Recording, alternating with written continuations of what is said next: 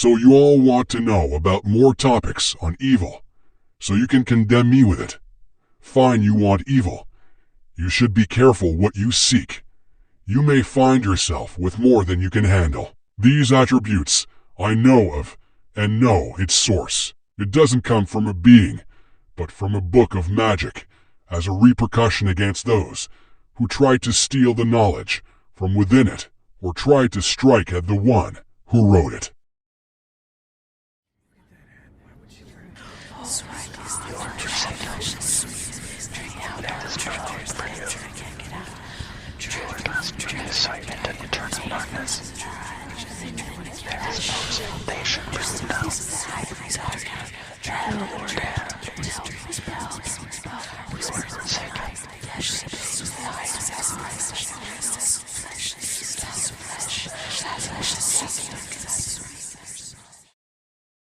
I realize is that what you're seeking, those who truly are hoping for the teacher Messiah to return, what you seek is for me to speak as I did then.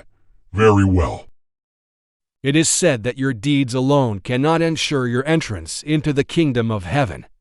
This is true, but pay attention to how it was worded, that your deeds alone. For I say to you now, as I said to you then, every man, woman, and child's deeds are taken into account, as is their thoughts, and the reasons that they decided to act as they did.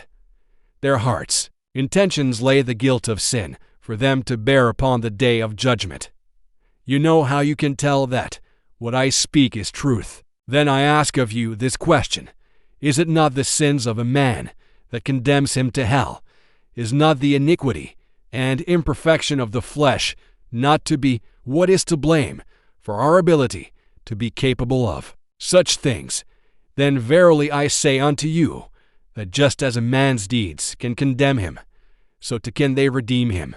But be aware that there is much more that is taken into account when you stand before the Holy of Holies to answer for the deeds of your life. For is it not the weight of the feather that the Egyptians believed decided your fate in the afterlife? Are your deeds not judged by your father and your father's fathers in the belief of the Abrahamic cultures, where if you're found worthy to enter the promised lands, then they shall meet you at your time of death to lead you towards the lands of milk and honey, in the beliefs of karmatic justice? Do not the deeds of your everyday life decide the path of fate that your life shall be led down? But just because they did not believe in the Christian God does not mean that they were wrong. In the time of the Messiah, there were no radio broadcasts or global communications to spread his teachings to every man, woman, and child on the planet. So know that what I say is truth, by that which guides your heart towards seeing truth, and knowing what you are hearing is right, and without malice, that the true God does not hold racism or cultural bias in his heart. When he comes to intervene to help that which he has created, he appears and makes himself known by what you understand him to be, not what an institutionalized image engraven on an object of idolatry looks like.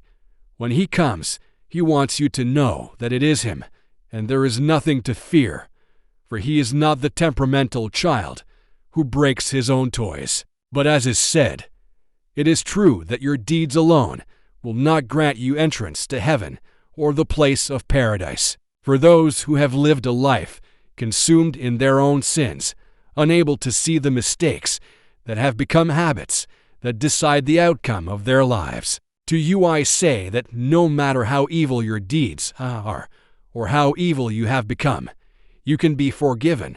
A path of redemption can lead you to entering heaven, but it must be true within your heart. The remorse and regret you feel, your decision cannot be to escape what is to come. Only through the first Messiah and his teachings can you be saved. His life, its examples of how he overcame accusations to his character when he was innocent and when he was guilty of what they claimed against him. Live in truth with nothing to hide, and show that your intentions were innocent of malice. point not the finger of blame upon them, but simply show by words and by action that what you say is true, and their evil intentions will be defeated.